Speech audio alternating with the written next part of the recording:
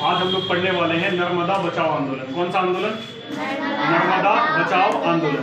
देखो याद ये रखना, नर्मदा जो है वो गुजरात का एक जिला है। गुजरात का एक जिला है जो गुजरात और महाराष्ट्र के बॉर्डर पे है। गुजरात और महाराष्ट्र के बॉर्डर पे है। और नर्मदा में जो है ना एक नदी है, नर्मदा नदी। कौन सी नदी? नर्मदा नदी। नर्मदा नदी पर जो है ना एक बांध बनाना था। क्या बनाना था?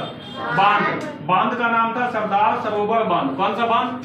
सरदार सरोवर बांध। जब ये बांध बनने के लिए आया तो वहां के लोगों ने विरोध किया। क्या किया? विरोध किया। याद ये रखना कि ये नर्मदा आंदोलन जो है वो 1985 ईस्वी में शुरू हुआ था और इसका जो है ना लीड करने वाले जो थे वो मेधा पाटकर और बाबा आमटे थे। कौन थे? मेधा पाटकर और बाबा आमटे।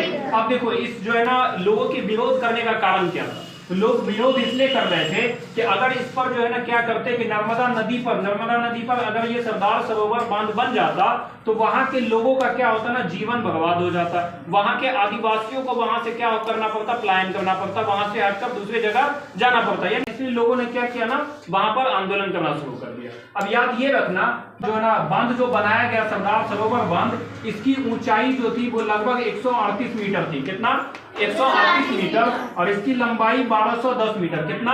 1210 मीटर। और दूसरी बात याद रखना कि सरदार सरोवर बांध जो है वो भारत का दूसरा सबसे बड़ा बांध है। भारत का दूसरा सबसे बड़ा बांध है। तो अब क्वेश्चन ये आता है कि पहला बांध कौन है जो सबसे बड़ा है? तो याद ये रखना कि भारत का सबसे पहला बांध जो है वो हीराकुंड बांध है। कौन सा? हीराकुंड बांध, जो उड़ीसा में है।